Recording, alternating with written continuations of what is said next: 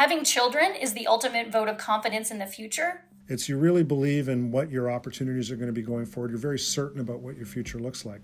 In this quarantine time, that's the last thing that we can say. Mothers typically talk about the more children you had is bad for their pocketbook. What we learned from the Great Recession is that every 1 percentage point increase in the unemployment rate reduces births by 1%. Despite speculation of a surge in quarantine babies, the U.S. fertility rate is actually shrinking and has been for a while. Births have been falling for the last almost 15 years now at this point. Millennials have less financial confidence than the generation before us. Living through our second once-in-a-lifetime recession has made big financial decisions like providing for and creating a brand new human, like my niece here, Sydney, quite difficult.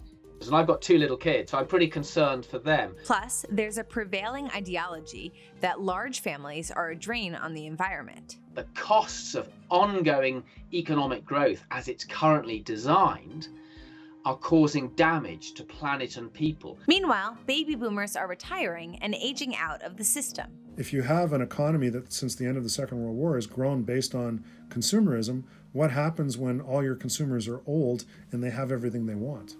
So, is the U.S. running out of people? And what impact does population size have on the economy? To maintain the current population size, every woman would need to have 2.1 children. This is known as the rate of replacement. And the 0.1 is because, not everyone goes on to have children themselves, and there's some child mortality.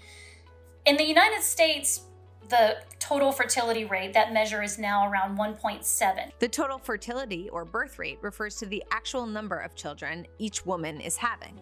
Currently, there are nearly 7.8 billion people in the world, over 330 million in the US. Through fertility alone, we would expect our population to start to decline if that rate is sustained for a very long period. People think, for example, that fertility is out of control. Well, the truth is it isn't. I mean, if you take a look particularly at millennial fertility in the United States, it's down to 1 now. The American birth rate is well below replacement rate and continuing to decline. Although declining fertility rates can be a leading indicator for a recession, it is more often correlated with increased education and opportunities for women.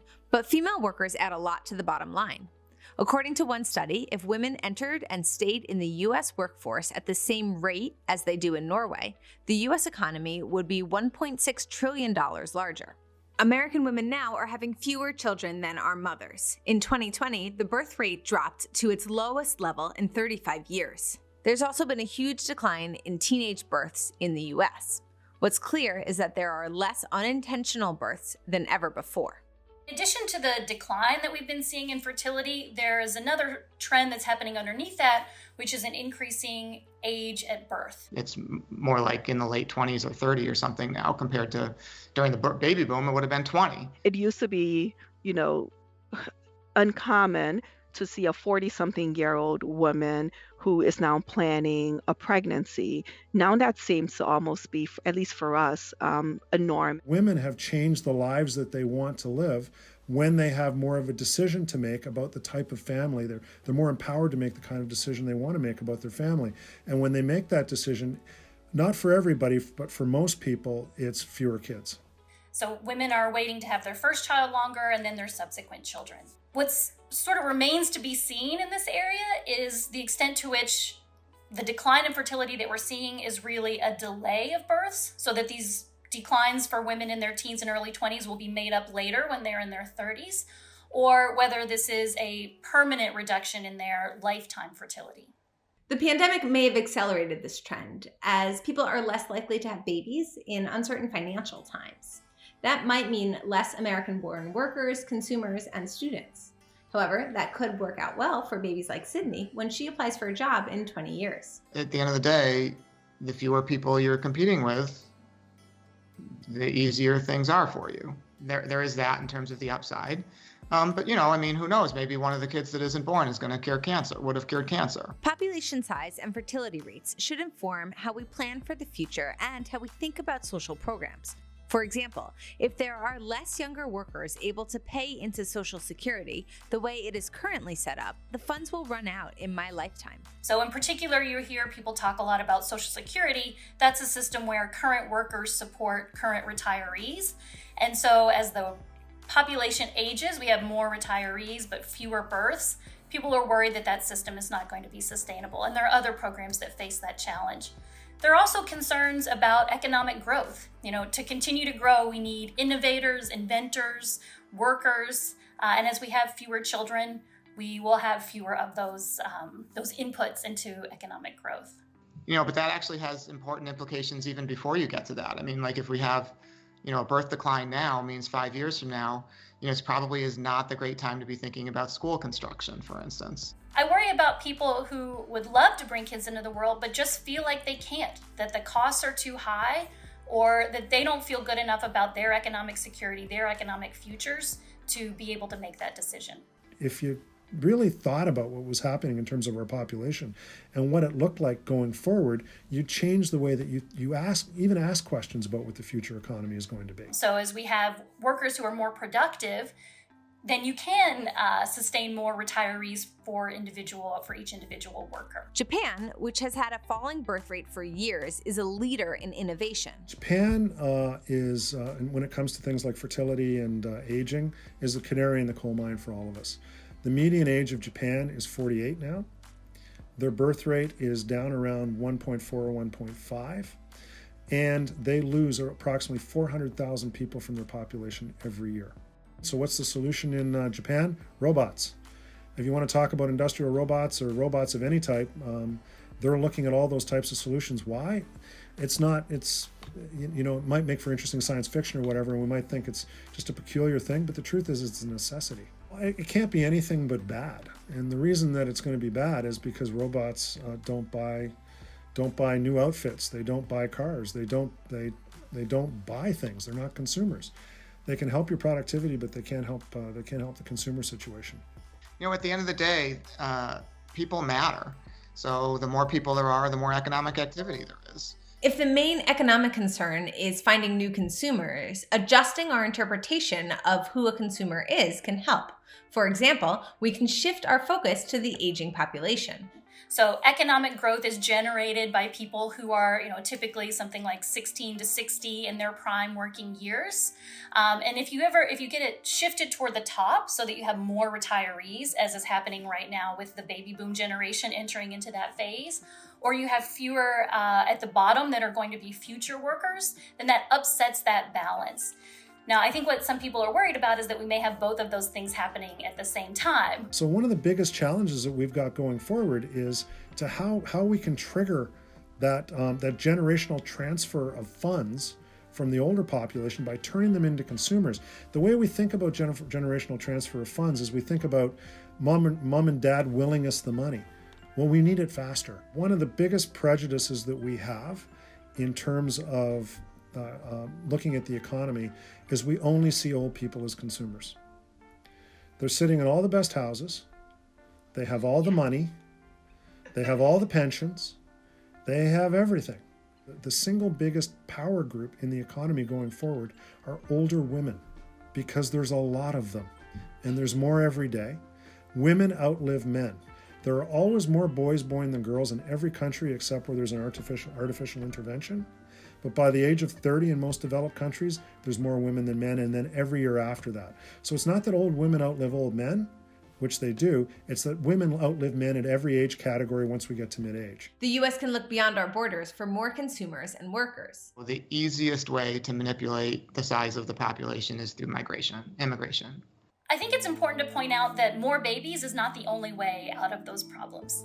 So immigration is an obvious way where we can continue to grow our population. First of all, immigration policies work instantly. If you want another 25-year-old worker, you bring in another 25-year-old worker.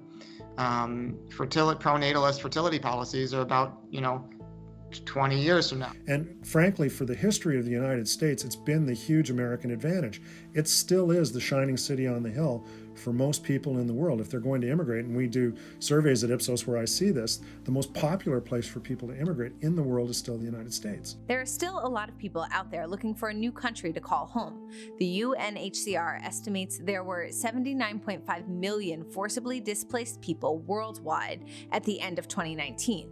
40% of those were children. There are also 26 million refugees, half of whom are children.